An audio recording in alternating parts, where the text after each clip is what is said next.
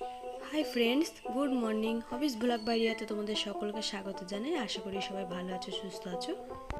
আজকে একটা খুব সুন্দর স্পেশাল দিন আমার কাছে। আজকে আমার সোনামা প্রথম মুখে প্রসাদ দেবে। তো সেই আমরা মন্দিরে যাওয়ার জন্যই সোনামাকে দেখলে তো রেডি করে দিয়েছি, আমরাও রেডি হয়ে নিয়েছি। তো আমরা সবাই মিলে এখন যাচ্ছি মন্দিরের দিকে। বাড়ি থেকে খুব একটা দূর নয়, খুব কাছেই।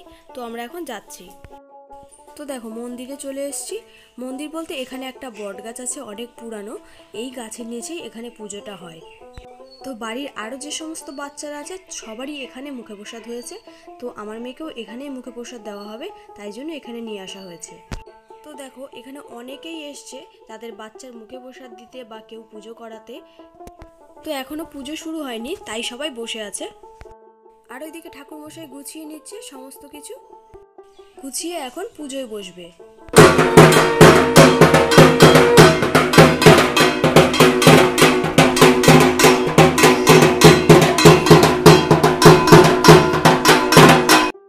তো পুজো শুরু হয়ে গেছে, এখন আমরা সবাই মিলে বসে আছি। পুজো হওয়ার পরই তাকে প্রসাদ দেওয়া হবে। আমাদের আরও একটা নিয়ম আছে, যখন সোনামাকে প্রসাদ খাওয়ানো হবে তখন কিন্তু আমি আর ওর বাবা দুজনেই দেখতে পাবো না। হয়তো এই নিয়মটা অনেকের মধ্যেই আছে, আমি শুনেছি। আর এইদিকে দেখো সোনামা তার বম্মার কোলে বসে আছে। ওই ঢাকের আওয়াজ শব্দ শুনে ও একদম অবাক দৃষ্টিতে দেখছে। এখন ওকে এখানে শুইয়ে দেওয়া হয়েছে, ও তো কিছুতেই শুয়ে থাকবে না। দেখো মাথাটা কিভাবে তুলছে। এখন ওর বাবার সঙ্গে খেলা করছে, দেখো কথা বলছে, খেলা করছে। সোনামায়ের কিন্তু আজ কিন্তু মুখে প্রসাদ দেওয়া হবে। আমাদের বাড়ির অনুষ্ঠানটা অন্য একদিন করা হবে।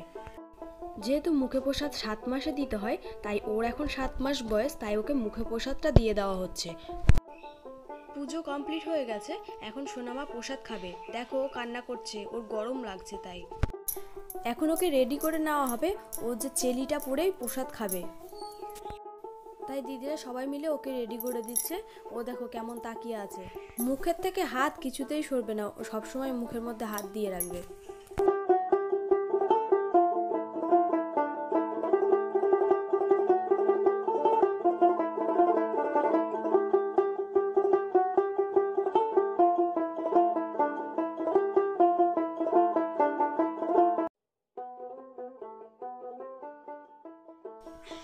এখন ও রেডি হয়ে গেছে, তো এখন ওকে প্রসাদ দেওয়া হবে। এখন তোমাদের সাথে সোনামা প্রসাদ খাবে সেই ভিডিওটা শেয়ার করলাম। বাড়ির অনুষ্ঠান যখন হবে তখন অবশ্যই শেয়ার করব তোমাদের সাথে।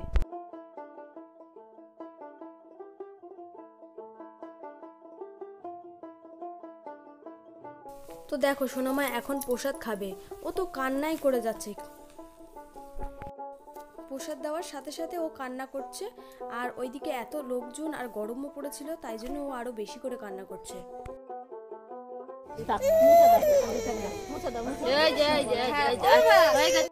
এখন সোনামা আর আমি দুজনই ঠাকুর মশাইয়ের থেকে আশীর্বাদ নিয়ে নিলাম।